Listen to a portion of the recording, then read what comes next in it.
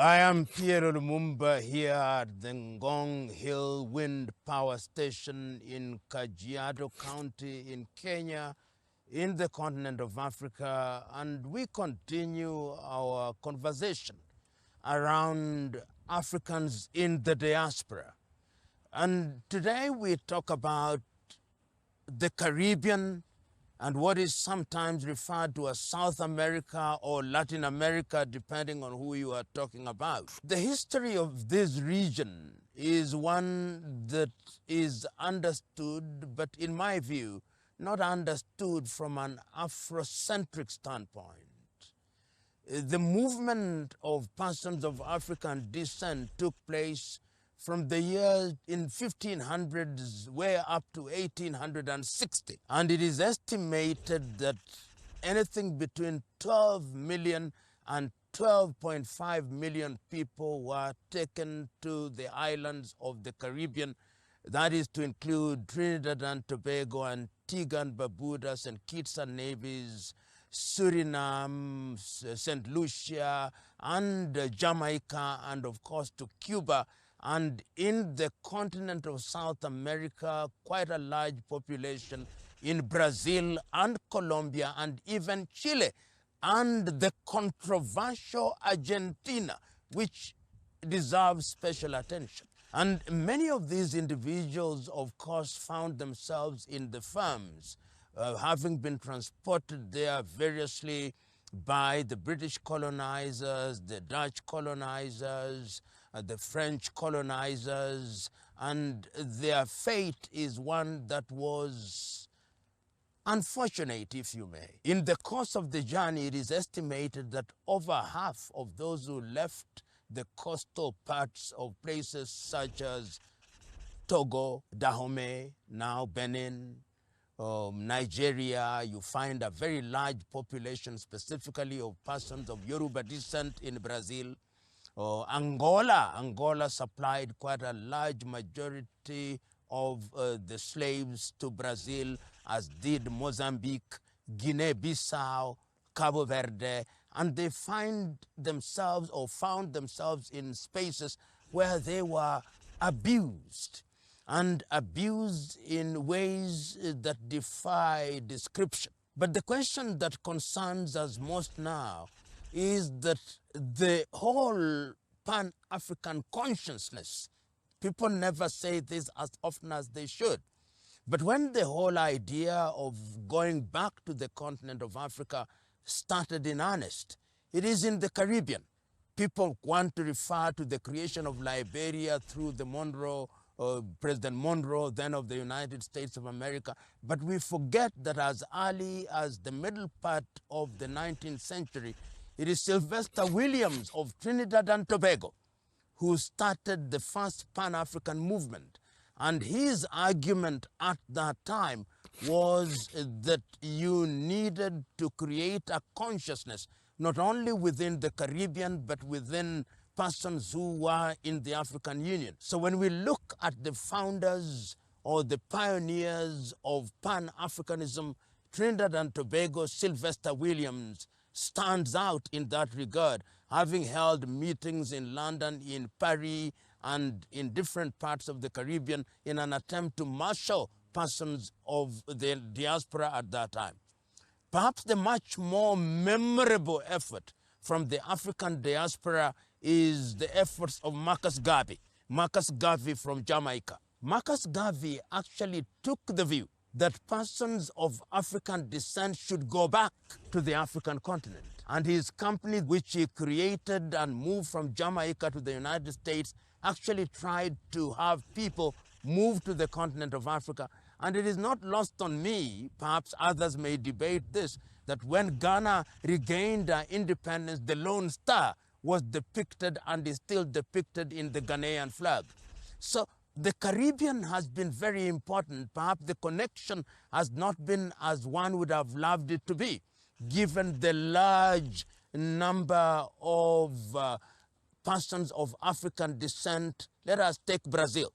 It is estimated that the largest number of Africans of persons of African descent outside of the continent of Africa are to be found in Brazil. And unfortunately, from an economic perspective, they have not done as well as they ought to have done. Of course, we have seen prominent Africans in the diaspora in footballing, such as Edson Arantes de Nascimento, known to the world as Pele. We have seen other players of that description. But in the economic arena, they have not been as strong as they ought to be. In Colombia, we also know that there are persons of African descent, and it is instructive that not so long ago, 2 years ago, I think in 2023, the vice president of Colombia is actually a dark-skinned African, which tells you that they are beginning to acquire prominence. In Argentina, there are unverifiable allegations that persons of African descent were not treated very well, and that therefore you don't see a very large population. In the Caribbean, there has now been a clear consciousness, particularly from Trinidad and Tobago, from Guyana, and from Barbados. And this has been manifested through the creation in the recent past of what is known as the CARICOM, which is a deliberate effort on the part of certain African leaders, or rather Caribbean leaders, to work with Africa.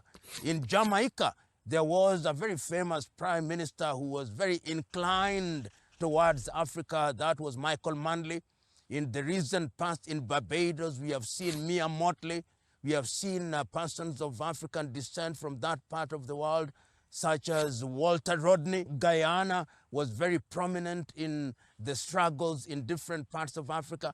And Cuba, people may not appreciate the inclination of Cuba's Fidel Castro to Africa. In many ways, it was also informed by persons of African descent in the diaspora. That is why Cuba was very present in the struggles in Angola on the side of MPLA when the apartheid regime wanted to topple the administration of Agostinho Neto. So when we look at that part of the world, I hold the view, and many hold the view that I hold, that the Caribbean ought to be a lot more closer to the continent of Africa, and that we ought to have a lot more in terms of relationship of an economic nature. In Nairobi, Kenya, there is now an office, a CARICOM office, which is deliberately designed to enhance trade between the Caribbean and the continent of Africa on the eastern part. In West Africa, countries such as Antigua and Barbuda now have offices in Abuja in Nigeria, and in the year 2025, the very first air flight by Air Peace actually took passengers, and it is meant to ferry goods to Trinidad and Tobago. So one sees an increment in the interaction between Africans in the continent and Africans in the Caribbean and even in Latin America. We have seen under the aegis of BRICS the connection, or the necessary connection, between Brazil and the continent of Africa, particularly persons of African descent, is beginning to get a lot more pronounced. So going forward, it is becoming manifest to the continent of Africa that the time is now, for purposes of ensuring that this historical gulf that existed over a long period is bridged. And sometimes I understand why the Caribbean did not work with the rest of Africa in the manner that it did, particularly the diaspora. The economies in those countries tend to be small. And because they are small, they tend to find interaction much more with the countries that are closer to them, such as the United States of America or Brazil.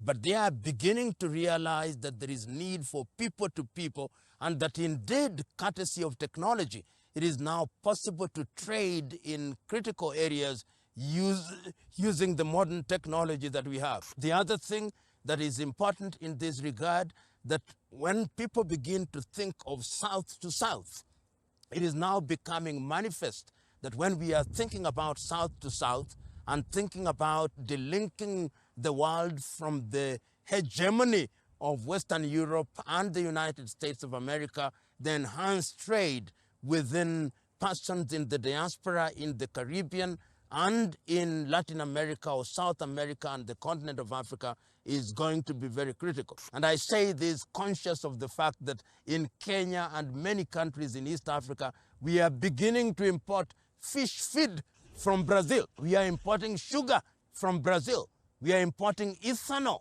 from Brazil. And this tells you that there is that connectivity. We are importing wine from Chile and Argentina. And we are importing wine and other products from the Caribbean. All these are telling us the single story that is the story of the diaspora. And the beauty of the whole arrangement is that the continent of Africa at critical institutions have also recognized that the diaspora, wherever they are, cannot be ignored. When you are talking about 250 million people of African descent or origin in South America, to mean Latin America and Caribbean combined, it tells you that that is a big population. In fact, that population is only second to the population of Nigeria. In other words, if they were a country, they would be the largest country in terms of population in the continent of Africa. And the economic value of such individuals cannot be downgraded, and combined they cannot be downgraded. And if Africa is to look to the diaspora, we must not confine our vision to North America. We must descend to the Caribbean. We must descend to South America. And the beauty is technology is in our favor. And with technology, our diaspora will be the engine as we try to regenerate Africa in all perspectives. Ladies and gentlemen, our discussion on diverse issues on the continent of Africa continues apace. We will see you next time when we continue with the conversation. Thank you very much.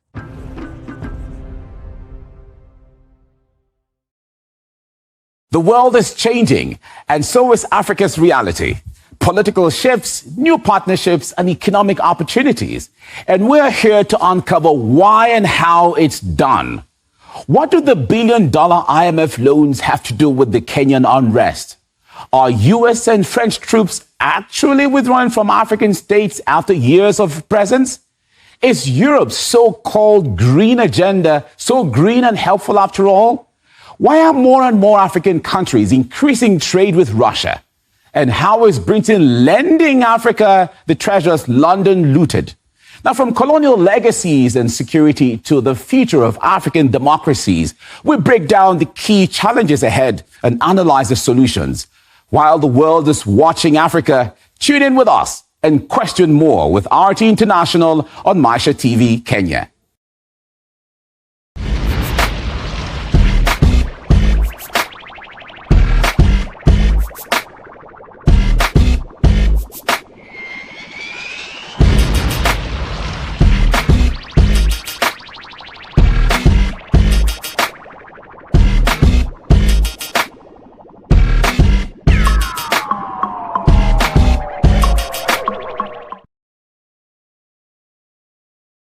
Problem number one is leadership in Africa. What can we do for Africa?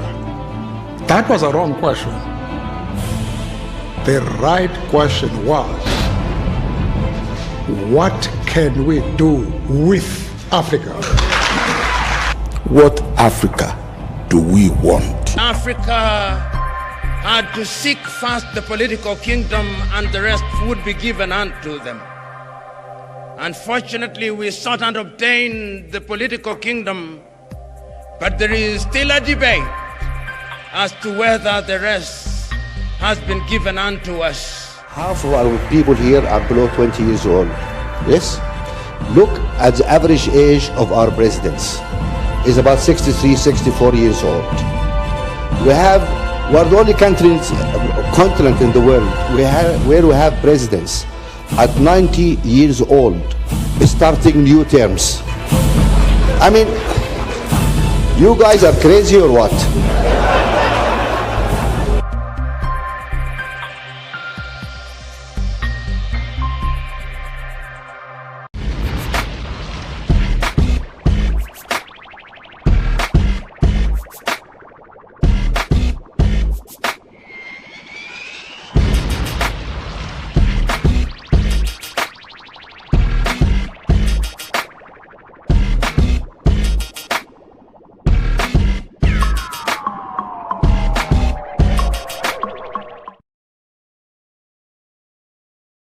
Ladies and gentlemen, this is Mushabi Jr.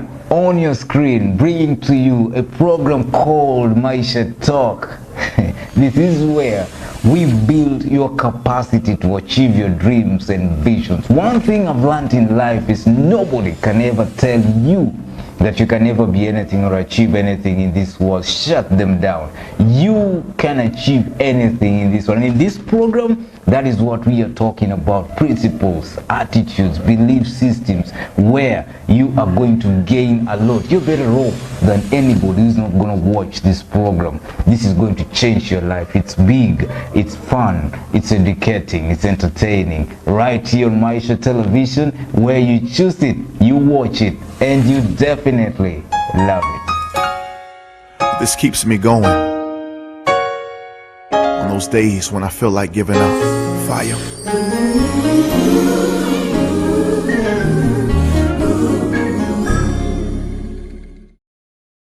Do not want the money or properties achieved in a corrupt way.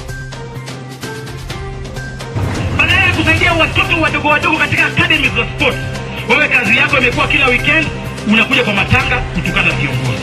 Wewe ni waziri wa michezo ama waziri wa matanga na masuala za ndani. Sasa wewe unatuambia nini? This government is going to punish you more than they will punish me. Tuko na mheshimiwa Eugene, tuko na mheshimiwa Lusaka, na mheshimiwa Wetangula. I have no problem. I have full confidence in the agencies that we have to do their job. Who are out there bandying my brother yesterday? Me, I've said, if he's guilty, aendelee. Lakini hata nyinyi mkuwe na mshike rada. Sasa nyinyi wakati ya kufanya kazi mnasema tafuta Ruto, lakini siku ya kupiga kura mnaniambia tipping. Sasa nyinyi kweli mko na plani?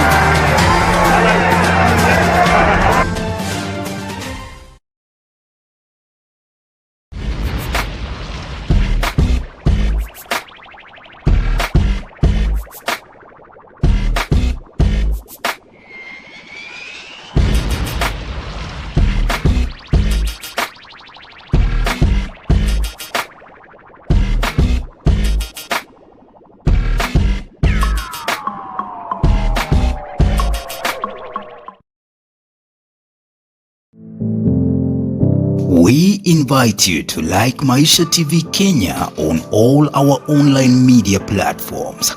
Facebook at Maisha TV Kenya, Twitter at Maisha TV Kenya, Instagram at Maisha TV Kenya. Maisha TV now invites you to send your feedback or complain because we listen to you. You can now reach us on all our media platforms on Maisha TV. Just send your messages to our social media platforms, call or text us on 0746 999 841 or send us an email to info@maishatv.co.ke. We care. We shall respond to your feedback or complaints within 14 days. Also, keep a copy of messages sent to us. We listen to you. Because you listen and you watch us. Maisha TV. Choose it, watch it, and love it.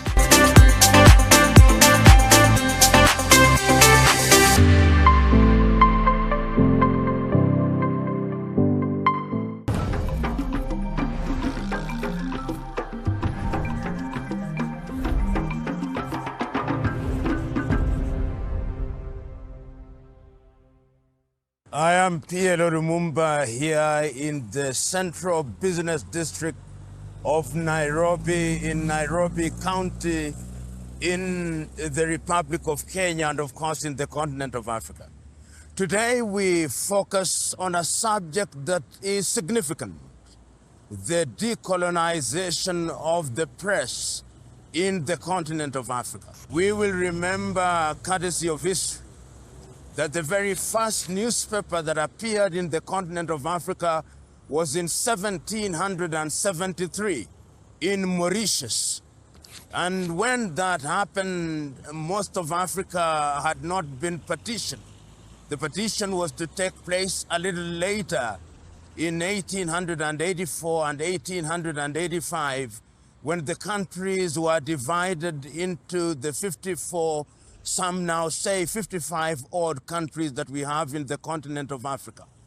And each country, of course, was colonized in the manner that we know, by the British, by the Germans, by the French, by the Italians, by the Spaniards, by the Portuguese, and of course by the Belgians, with the Arabs being present in the northern part of the continent of Africa, always remembering that Ethiopia was not colonized, always remembering that Liberia had been established a little earlier, and that for that reason the press was informed by whoever colonized the country. In many countries in the early days, it must also be remembered that the religious organizations were very involved in the process of disseminating of news. And this news in those early days was through the newspapers, which, depending on who colonized who,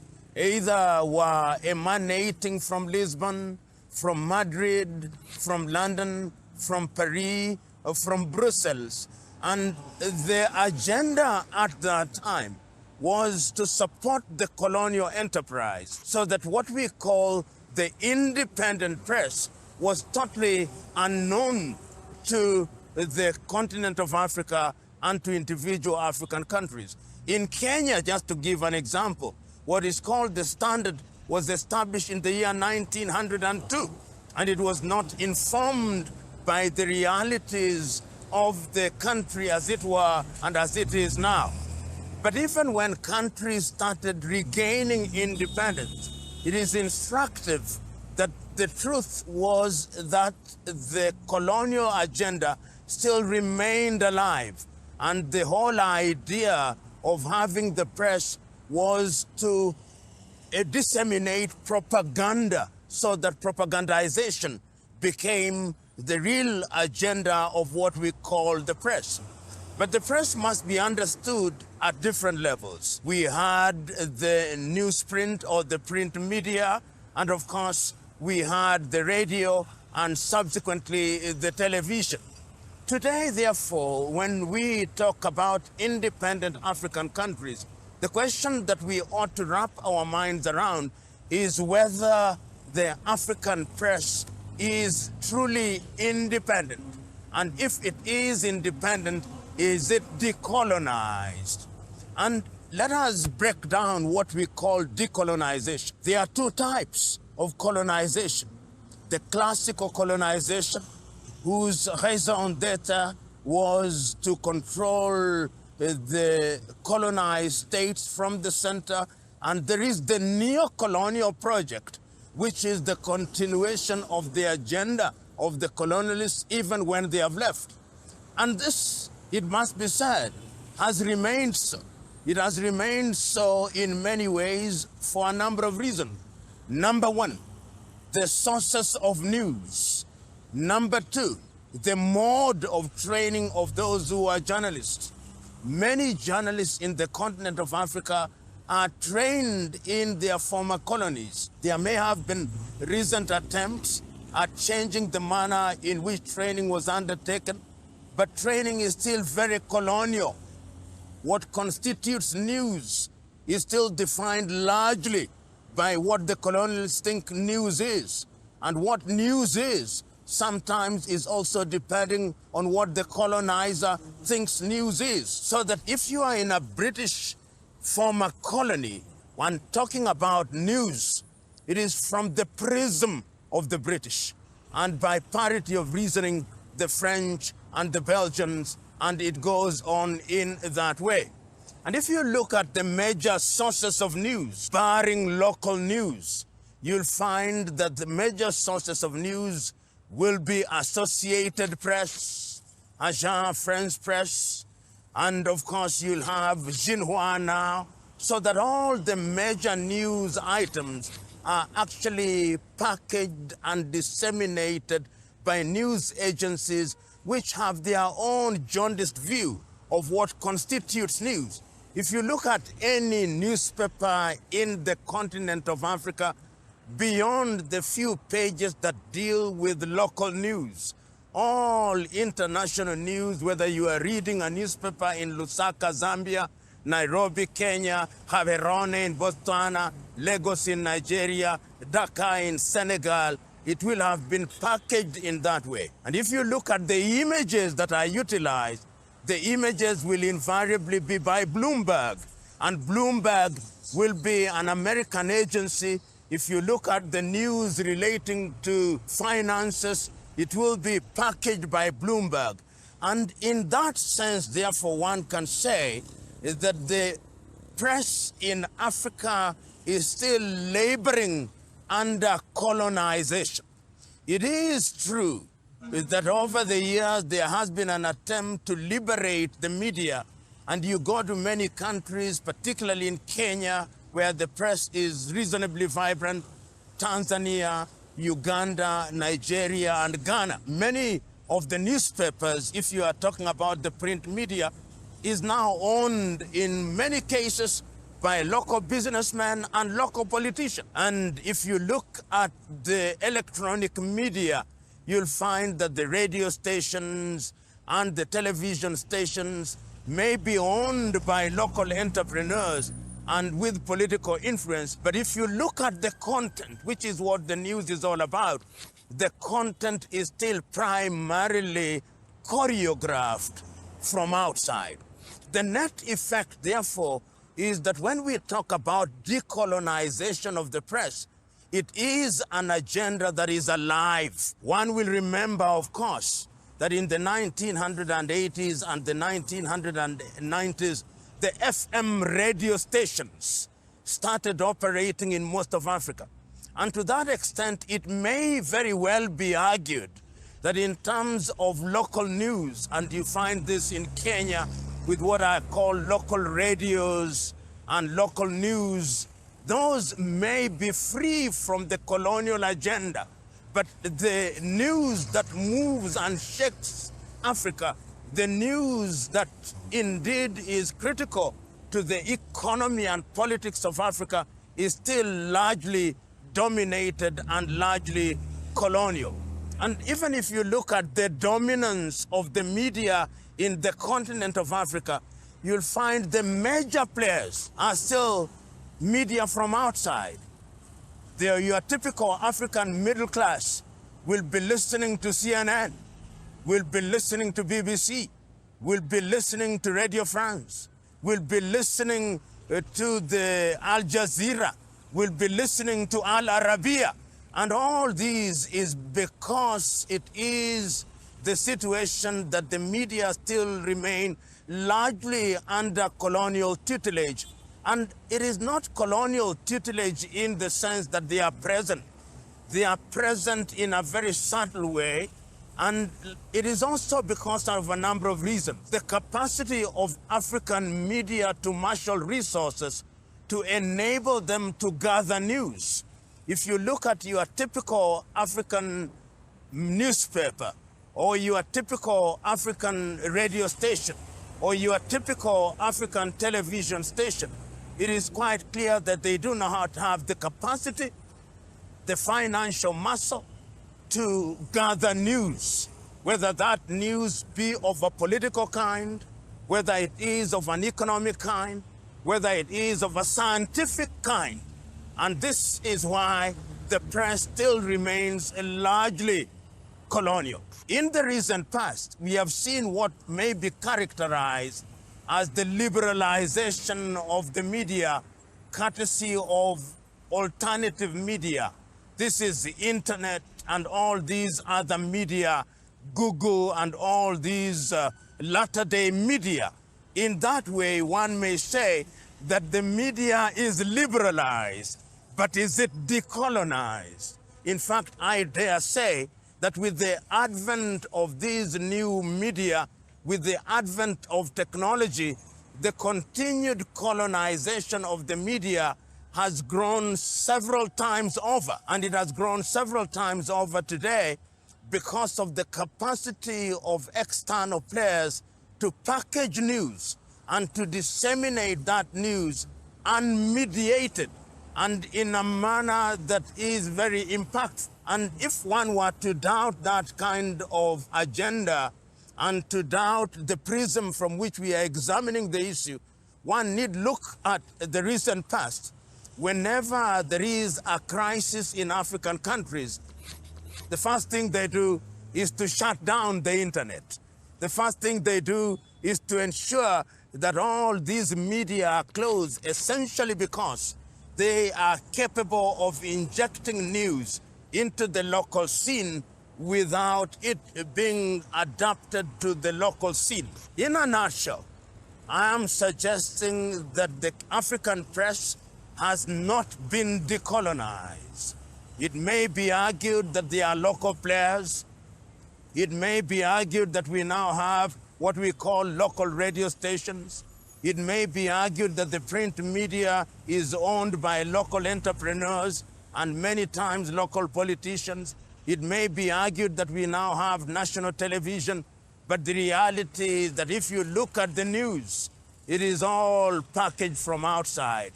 Whether it is sports news, whether it's science, whether it's agriculture, whether it's in the economy, all these are still largely colonial. So a deliberate effort must be made to decolonize the media. We have seen this decolonization in different parts of the world, but Africa still remains, and many countries, depending on who colonized them, still look at those media from their former colonizers as the holders and wielders of the truth in terms of what is to be generated. The other thing that is critical in terms of liberation is to ensure that training is attuned to the circumstances. And this also calls into question language. We are still dominated by the languages of the colonizers, and one looks to the day when languages such as Kiswahili as an African lingua franca will be used a lot more effectively as medias of exchange and dissemination in different parts of the continent of Africa. I believe that this is something that is urgent, this is something that is doable, and it is something that is necessary if Africa is to be liberated. The former president of Sierra Leone, Joseph Momo, once said that the journalist with a pen in his hand is more powerful than a soldier with a Kalashnikov. And if that is indeed true, it is important that the African press is decolonized. Decolonization at all levels is critical, including the press. In the spirit of decolonizing the press, let me introduce my crew. We are on RT, but this is the crew that are doing the prime moving as we move towards decolonizing the press. Thank you very much, gentlemen.